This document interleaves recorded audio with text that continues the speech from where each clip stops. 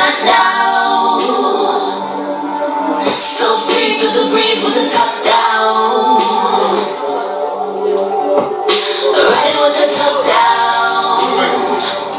Are you worried about a nigga cause a bitch on top now?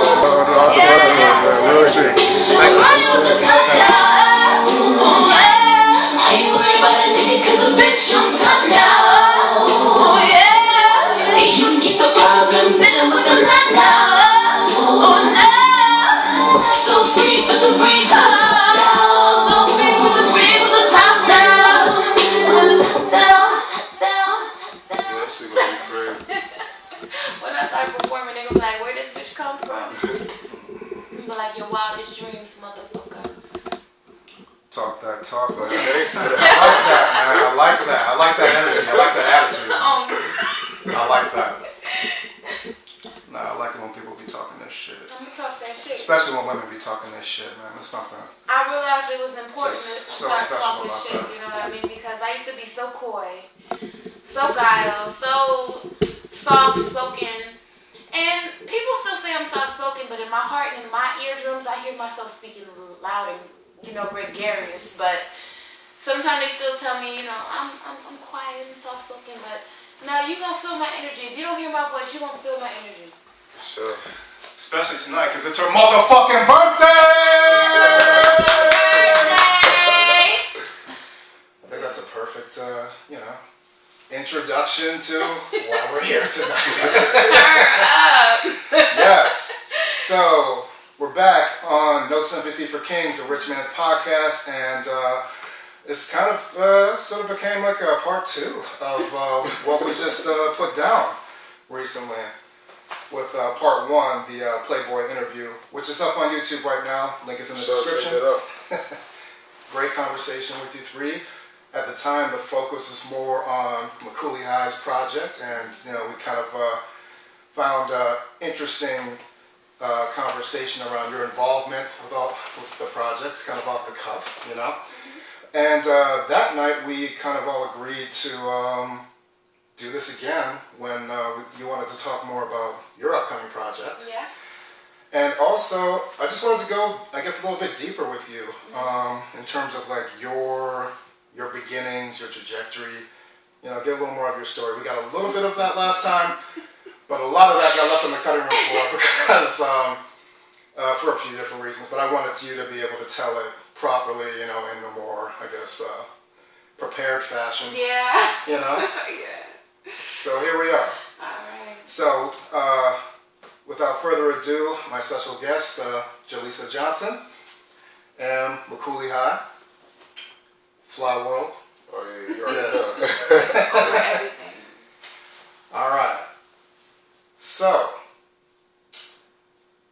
you've got new music coming. I do. Talk about it. Alright, so it's the Playgirl Chronicles. It's dropping. Our release date is actually 6/12, which is a very important number to me. Won't get too deep into it. So yeah, we got about 8 tracks on there. So. And this is a direct response to the Playgirl Chronicles, which is streaming right now. Yes, absolutely. Yeah. So from a woman's point of view, you'll have the Playgirl Chronicles, kind of like a woman's perspective, and at the same time, kind of like her response as well. Like, okay, you can do it. I can do it too. That's your perspective, but at the same time, be careful because this is my perspective. So make sure you copy that so you can hear the whole story. Yeah. I read something like this on Facebook. Like, men would die if they got done the way that a lot of men do women. Like, Eagles are not. They're not. They would literally die. They will. You can't handle it because first of all, we give birth to children. So I don't care what y'all can do in life. You can't do that, and you can't handle them daggone menstrual pains. So at the end of the day, with that being said, when we out here doing what we do after you did what you did, just know it's gonna hurt you worse because we handle pain, baby. Whew. Daily basis. No sympathy for kings. Whew. Spicy tonight. I like that. I like that. That's all the champagne. Ladies, No, I like that. But even beyond that, like we're just kind of, I think we're the more prideful gender, you know, men. So yeah, it's a very fragile thing. See, I'll be fragile with As you. much as we hate to admit it. I'll be fragile with you guys because I have respect for you guys. You've earned my respect. So I see you guys in a different light than the people that I'm talking about. So no, I'm not going to just put everybody in the same category and just project negativity. No, I'm going to give you your respect. That's why I'm here. Okay, I'm glad you cleaned that up a little bit. You left it the way it was, man. Your whole male fan base would be like, I don't know, man. I know. I'm ready. I don't know, man. She might be trying to crush my soul. Nah, Yeah. I'm cool. Alright. Also, just before we get too deep into this, happy birthday. She Thank came to you. see me on her birthday. I did. Yes, it's my birthday. Aquarius, stand up, okay? Just stand up and be proud. You already know. Aquarius gang, And cheers to the birthday girl, please. Thank you. So you guys know it's rude to ask a lady how old she is and everything. I'm just saying my personality number is 3. Let it sink in. Now, I saw you talk about that. I wanted to ask you about that. Just like the stuff you do with the numbers. Can you talk a little bit about that? Or I is that mean, like it's some kind of a private? vast, open-ended kind of suggestion over there. Like, what specifically do you want to know? What is it? Numerology? Yeah. It's kind of like astrology, only like everything that is about your life, your makeup, and what you're going to entail in this lifetime that you're living. It comes down to math. It comes down to numbers. Okay, the daily mathematics. And it's Okay. like people have subjected numbers to the ideology of math. There's no cap on numbers. Numbers is something more of a sorcery type of level rather than math. Like, when you think math, you think angles, you think that you're boxed into some type of what you should be versus an infinity of possibilities, which is later correlated to some people as impossible or sorcery. No, but numbers make sense. So if you follow them and you see a pattern and you look that shit up, you'll realize that it makes a little bit more sense than you freaking realize. And I really don't know how else to explain it. And it's like real, like when you think you pay attention to patterns, right? Like most people do, and numbers you have to kind of like correlate it to like when you see them.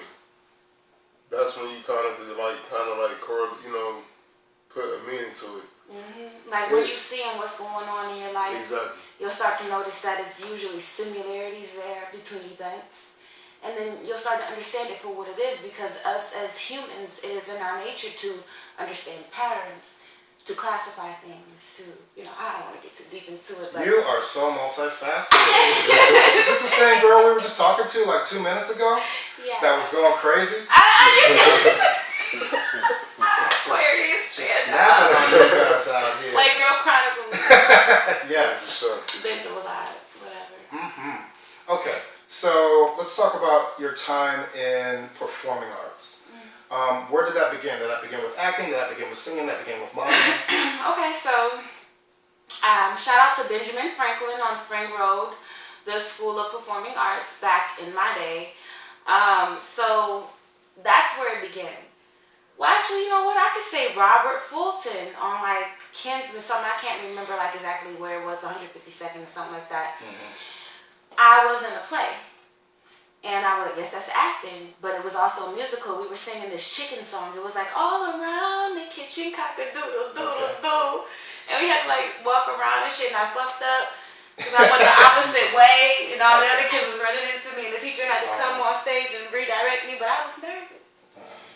But that was the beginning of tasting kind of the things that I do now. Now, it kind of carried me in grade school back to Benjamin Franklin from like, I'll say 3rd grade on to 8th grade before I went to high school.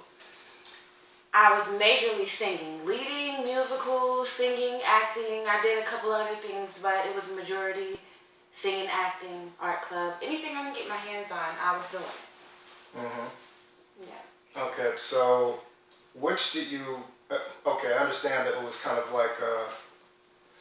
was this like an after-school activity for you? Yeah, Okay, like an intramural. had... Okay, so this is like your intramurals, for that time. Okay. At what point did you decide you wanted to pursue it professionally? Or it kind of like grew with me. It was never something that I never saw myself not doing. Because even in the first grade, I wrote my first poem. My mother was asking me, how are you intelligent enough to say that my eyes are like, twinkle like the stars in the sky and things of that nature in the first grade, and I can't even read. You know what I mean? So But you're writing poems. I'm writing. So I guess writing came to me first, then acting, then singing. But singing has carried me, and then it all fell into place, and then modeling was last. Okay, so it started like really from within first. Very young, yeah.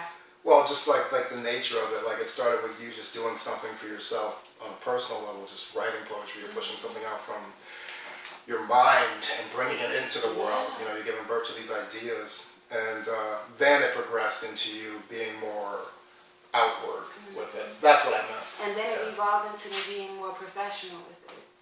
So it kind of been with me my whole life. I don't know nothing other than that, and if I stopped today, I would die. Like, I don't know it. It's like the oxygen I breathe, I need it. I need creative arts. Yeah. Where'd your first check come from? And when? My first check? Yeah.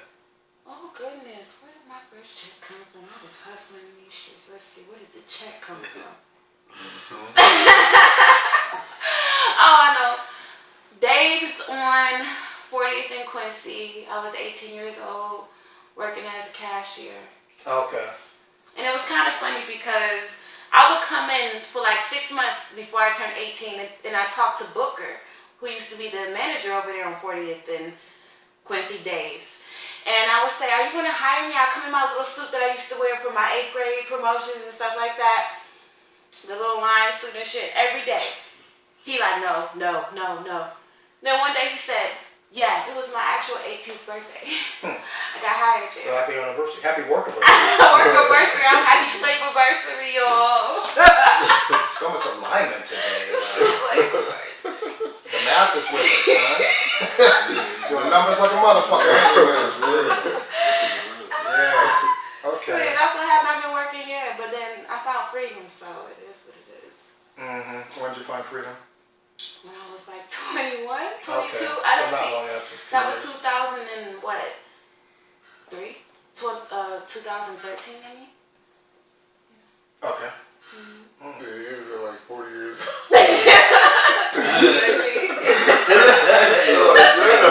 I was like, you are very well kept. In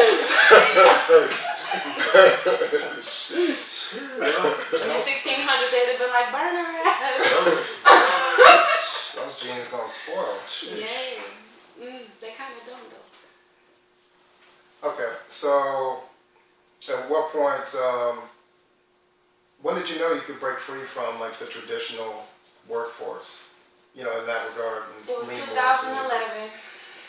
I was like maybe 9 months into nursing full time every day by a slave to the time clock. And I had noticed that it was kind of fucking up my mental health because I would just wake up in the middle of the night because I was anxious in fear of not clocking in on time because of penalties and dumb shit like that. Yeah, the scare tactics. You know what I mean? Yeah. So like 4 months before it was time for me to get my paid vacation. We're going to encourage people to come to work, scare them out to death. You know, that's how you Fear keep of God. employees. I stopped fearing shit. Right. Yeah, So- that whole shit has flipped over the last 2 years, man. I'm telling you. People are just like, you know what? We're not scared anymore. We're not. We up, man. This is too And many that's what jobs. it is. Come with the fucking bread, Yeah. or we up, man. Or we out. I'm moving to another state. I'm getting money. paid twice. Hello? What I'm making here this Hello? place. Yeah. You can be like the Arabics and send that shit home. Now how much you making? So I get Pendulum it. swinging, man. You know what I'm I just saying? wanted to point that out. Yeah. Champagne to trophies. Very good. Very good. What was your first acting gig? Okay, I was in the Pirates of Penzance, Benjamin Franklin. I don't remember what year this was, but it was the early 2000s, maybe 2002, guessing it. And I was one of the ladies, and I was singing. The Pirates was around. We were throwing our handkerchiefs. It was like an opera style thing. It was not hood. It was not black culture, and definitely black culture let me know it was not. So, yeah, but that was my first, like, yeah. How old were you? 10, 11. Okay. Well, and that was a paying gig, or was that just a school thing? It was a school Shine. Okay. What was your first paying gig? And I ask all these questions because it's all the motif of the show to like delve into the business side of things. But I can't remember what my first one was. I'll say my first memorable one was Heights Girl. Like, Okay. they treated me good. They got Unique her own wig and shit. You know what I mean? I had my own wardrobe. I got to go pick it out. It was set out for me when I arrived. Like, I was treated like royalty. I didn't have to think. Your character was well put together. It was. Like, I didn't have to think. I didn't have to breathe. I just had to show up, look good, and perform great. And I was. And it was great because I remember the first season being so hard. It was a time where I was homeless, living in my car, but I still had a job. Just was homeless. Okay.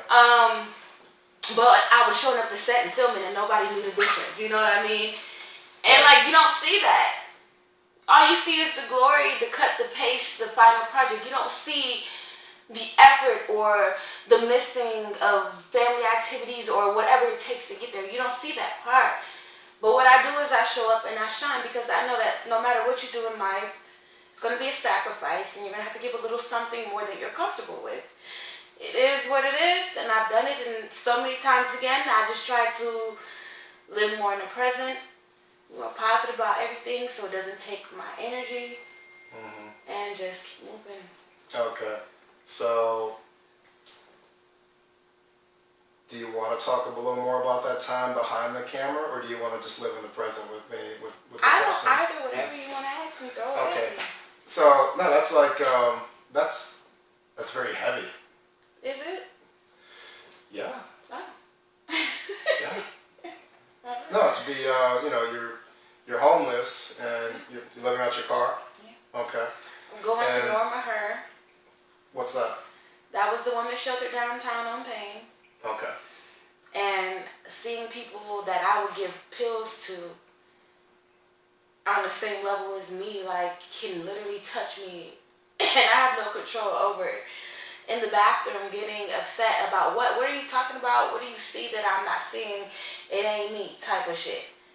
At what point from that time did you find yourself kind of back on your feet? How long did it take you to get there? I don't know, like 3 weeks maybe. Okay. At the most, I'll say 2 months. Because in 3 weeks, I was in a family shelter with my kids. In 2 months, I was back in my own apartment. Yeah. It doesn't sound like a long time in hindsight, but it felt like a long time. It felt like a long time. Because you weren't certain at the time, like when this was going to conclude. I just kept showing up. Just kept rolling my sleeves up, kept going to work. Yeah. Kept my head up. So, outside of performing, what other pots do you have on the stove? Oh my goodness. Well, okay. So people usually know me, as a musician or an actress, but day-to-day life, I'm a nurse. I've been one for 10 years. I did finish my real estate education, so I'll be a realtor as soon as I pass that test. A notary, I am completely commissioned for both traditional and online notary services, and I will soon be commissioned as a loan signing agent. So that's here. So I just like to keep my feet wet in like business and stuff like that. You know what I mean? I don't really bring too much focus to it, but I like to keep it going. Yeah, how do you find yourself into these so many different like pockets and buckets? I've always wanted to do it. Like I've always seen myself, even as a little girl, as a person with multiple businesses, like a tycoon. Since I was a child, before I even knew what it was, I had visions of it. And it's just what I do. I don't know. I have no explanation for that. I have a drive to work toward it. Somebody should study you. Like, who gonna do that? Somebody should study you, like, whenever you get around to writing your memoirs, somebody should just, like, study you. That would be dope. That would be, like, you make that, like, a few chapters in the memoirs, just, like, their analysis of you. That would be, like, a dope thing to have happen. I would like to be studied and analyzed. Hint, brother. Hint. Cool. Okay. Well, I think this was wonderful. I appreciate just all the time you guys put into coming back and doing this with us. Yeah. We always have a good time. That's going to be exciting. I'm excited to hear the new music. Yeah. And again, what project is that again? This is the Playgirl Chronicles, coming soon, dropping 6/12, Mark your calendars. June 12th, Playgirl Chronicles. You heard it here first, everybody. Exclusive. And thank you for that exclusive again. This is great. All right. Well, as always, people, you can tell them where they can find you. You can find me on any of your favorite platforms. You can just Google me. Jalisa Sings at JALISHASINGS or Jalisa Johnson. That is JALISHAJOHNSON. Follow me. Tap in. Absolutely. And McCooley, you want to plug? Oh yeah, you already know where to find me at McCooleyHigh. I ain't gotta spell it. That's MC plus Coolie High. That's famous as fuck, so you already know. Absolutely. Absolutely. All right. Thank you for checking us out. If you made it to the end of this video, I appreciate you. Make sure you like this video, drop a comment in there. And if you're so inclined, subscribe to the YouTube channel, No Sympathy for Kings, a Rich Man's Podcast, so you can get all the notifications on all the new stuff I've got coming. And I got a lot of exciting stuff coming, if I do say so myself. So thank you so much. And as always, my good people, a lack of discipline may cost you your kingdom. No sympathy for kings. Peace out. Peace. All right, you ready? Yep. 1, 2, 3, 4. Happy birthday to you. Happy birthday to you. Happy birthday. Happy birthday to you. Happy birthday to you. Happy